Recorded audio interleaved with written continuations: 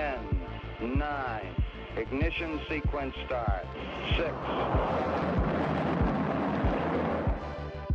Hello, and welcome to Rocket Fuel, a daily update of everything that's happening in the Rocket Pool community. My name is Wack. Today is February 1st, and today's episode is going to get started here with this post from Jasper that he posted overnight saying the draft is done, and he's referring to the first finished draft of his new paper that he's written, which is about Rocket Pool and EigenLayer. Let's go have a look at it. So the title of the paper here is Hybrid Theory Embracing the Middle way between native liquid restaking and pure staking. So in the introduction it says, is Ethereum about to embark on the journey of rehypothecation? The kind of rehypothecation that sent the world spiraling into the global financial crisis. EigenLayer promises the ability to reuse security, which sounds suspiciously similar to rehypothecation. The similarity has many people rightfully worried about altering the stability of something so sacrosanct to the survival of Ethereum. Yet the incentives seem to be driving us headlong into the world of restaking. And then he says, to take part in these growing layers of risk, I propose a novel union between Rocket Pool and EigenLayer. I call it hybrid restaking. Isolate the staking risk to our ETH, the LST, while enabling node operators to participate in AVS services. He says the Rocket Pool Grants and Bounties Committee has approved $60,000 bounty, the full completion of the Rocket Pool and EigenLayer integration. This bounty is now live. For those who need some background, read onwards to learn about the way we got from proof of stake to hybrid restaking and why this is the ideal path forward. So Jasper here lays out his paper and kind of talks about the history and then making sure that everything is defined properly. But this might seem quite familiar to those of you who've been watching Rocket Fuel in the last few weeks, because I've talked about this a couple of times. But what Jasper's looking for now is that people read through the paper, give him feedback on the ideas in the paper, any mistakes, any issues that appear in the paper, go ahead and give Jasper feedback so he can put the finishing touches on this paper before he publishes it out into the world. And let's everyone read it and share the ideas with the world at large. I think there's been some input into this paper from actually people at the EigenLayer team, including Sriram, the CEO, I guess the founder of the team. So there's a lot of content in here that is very interesting to people in the Rocket Pool community. And luckily, we Rocket Fuel watchers and listeners can get a little bit of a sneak peek with some of the content that I've shared about this in the previous few weeks. But the link to the first draft is in the description. So if you want to go ahead and read that, you are welcome to do it. One of the sections that's been added onto this now is that the bounty has been approved. So he talks about the different milestones, how much money is available at each milestone, and what kind of work is required to complete that milestone as well. So definitely go ahead and look into the whole article, because I think it's really fascinating. I think there's some really good content in there, and we can all learn a lot from it and see how Rocket Pool and EigenLayer might or might not come together, and how that might impact our protocol as a whole. Okay, next we got more Jasper stuff. So here Jasper sent our Warpcast, which I think is one of the first Warpcasts that I've covered in a while. It's a Farcaster post. So here there was a user here called Garkunst, who is the CTO of Paradigm, and I forgot the person's actual name, so sorry about that. But they put out a post. So then Pateris, through the Rocket Scan account here, replied to them saying, when are you going to approach Rocket Pool about adding RETH? Sorry, I'm going to make this mistake a few times. Adding RETH to the smart node so it can be used by over 2,000 node operators. And then they replied by saying, what do we need to do? So RETH, of course, is a new execution layer client that has been designed by the people at Paradigm. I think it's actually a fork of Geth, but they've made some tweaks and changes to it over time, and that is now people are starting to use it. So they said, what do we need to do? And then Jasper replied by saying that we have two devs who work full time on the smart node stack. node operation package that includes a terminal user interface. It has support for most majority clients, and our 2000 node operators have very healthy diversity. I would love to connect you with the team and talk about getting RETH integrated. So then Jasper said some screenshots of what our client diversity looks like, and on the consensus side, and how it looks really good. And here, of course, you can see the execution side where it's showing that 37% of node operators use Bisu, 17% use Nethermind, and 21% use Geth, which is like fathoms and leagues away from how it is on mainnet, where potentially 70+% of people use Geth right now.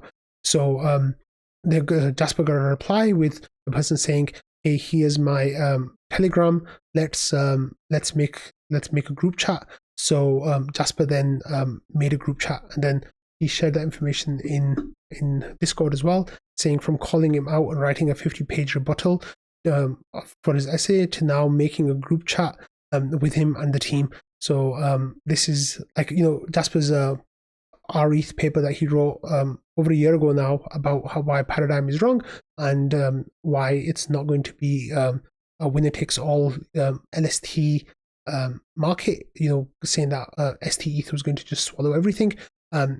Jasper wrote a huge paper about that, and now he's actually like building bridges with those same people and like trying to get RETH integrated into the smart node stack, which I think will be really good for everyone, Ethereum included. So I'm interested to see how that is going to work out. It looks like he's putting Georgios, yeah, that's his name. No, yes, that's his name.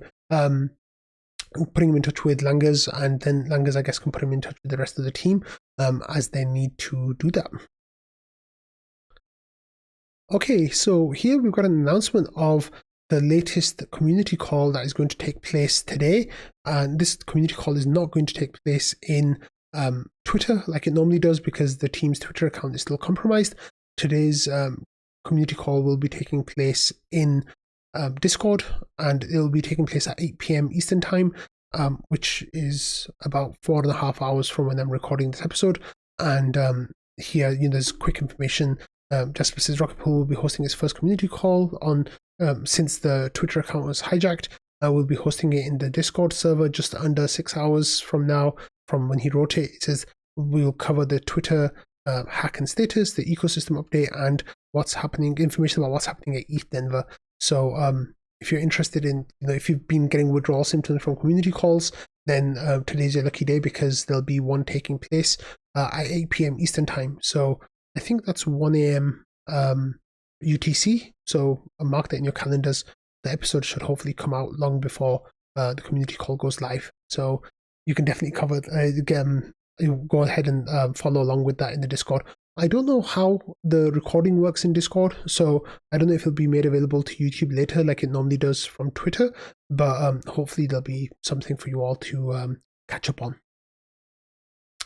Okay, next we got an edge case here from this validator Eleusis.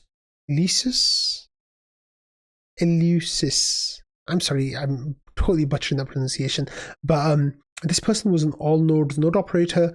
Well, they had their Rocket Pool validator staking through all nodes, and he said that he's trying to withdraw one of his LEB8s via all nodes, and it's showing that he's only getting 7.8 ETH instead of 8 ETH to withdraw. And basically what happened is he set up his validator and he exited, but during the exit process, his validator afterwards entered the sync committee, and he basically got punished for not performing his sync committee duties. And by not performing his sync committee duties, he lost over 0.1 ETH, which of course he is not happy about. So they're saying, like here, it says, we've checked your node and it was deleted at this time. After your validator switched to its exited unslashed, and during epoch 258017, indicating it's no longer validating as per the information available on Beacon Chain, blah, blah, blah. It says, however, after your node exited, it joined the sync committee, resulting in a significant fine. We adhered to all exit rules accordingly. It appears to be a fault on the part of the Ethereum developers. This is what all nodes said to this person. This is, we recommend proceeding with the withdrawal of the remaining funds. So the person's like, how is this the fault of the Ethereum developers? Like, what's going on? So there's a whole bunch of discussion kind of going back and forth. The validator was exited before the sync committee started, Invis says. This can happen because the sync committees are assigned one committee ahead, i.e. if you're active when committee X starts, you can be added to X+1. If you then stop and exit your validator before X+1 starts, you end up missing the whole thing. It's kind of intended Ethereum-wise. We don't want the committee we don't want the person ghosting the committee after it's been assigned. And then Halulu says, I just saw it was a testing towards the end, just looked at the rewards, and of course the person was getting punished. This is there was some back and forth basically about whose fault it was, and whether it was all nodes' fault or whether it was like the Ethereum core developers' fault by designing the protocol in such a way. Anyway, you can follow that back and forth and people trying to figure out what was going on.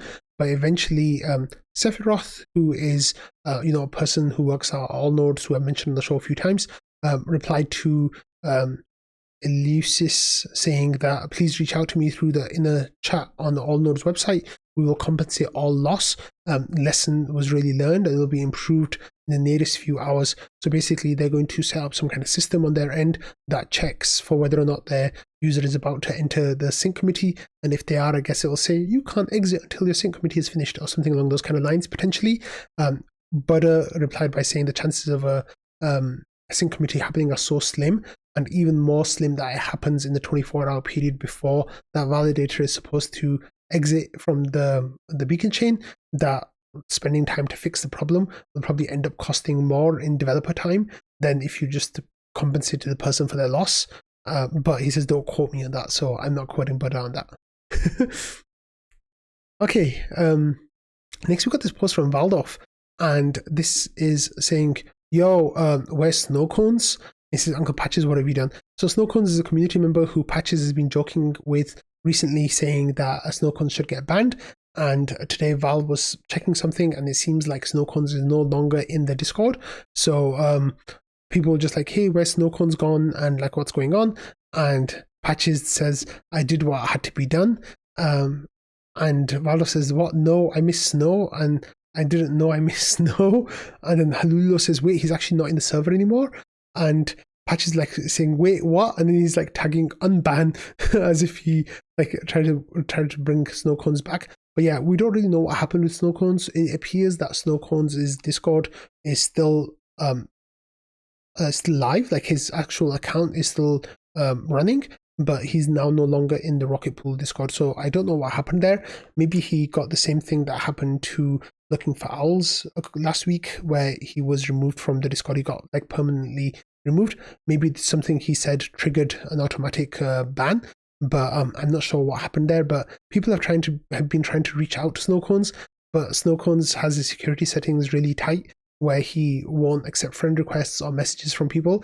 So we're still trying to figure out what's going on with Snocones, and hopefully we can get Snocones back soon, just for Val's sake, because Val misses him so much. Okay, finally, we're going to end today's episode with the January raffle. So we do the raffle every month. And this month, we actually had a really nice number of contributors. Sneaky Ninja just blew it away with 44 submissions, which is just incredible. And then we actually had over 40 submitters this month. We had 42 people submitting, including a bunch of people submitting for the first time, like Girl Proton and others. I think Mentor as well submitted for the first time, which is really awesome to see. But it was really nice to see that so many people submitted content this time. And as always, I'll be using Harpocrates' Raffle software that he made for me, which was really nice. So what I'll do here is I'm going to copy the name and all the way to the number of tickets that the people have, and then I will paste that into the Discord here, into the tool here. And I talked to Via here last month about there being an issue with the formatting, and the tickets still work fine. So everyone's names are here. You can all check that everything looks good. And now I'm going to press go, and when I press go, it's going to draw names at random based on the number of tickets that each person has. So let's see who wins the raffle this month. Actually, before I do that, let me work out what the price will be. So the prize this month, so RPL is $28.69. So 100 divided by $28.69 is equal to 3.49 RPL pretty much. So that's what you'll get as a prize this time. which is pretty nice. So actually, let me not do that. Yeah, 3.49. And now we're just going to draw the raffle. So let's see what happens. Okay, so number 1, we have Shifrin. Number 2, we have Wooden Ship. Number 3, Sneaky Ninja Guy. Number 4, Metal Seed, where you might be able to see, here you go, Metal Seed. Then we have Ramana as number 6, Mig the Nice One, and Jasper the Friendly Ghost as number 8.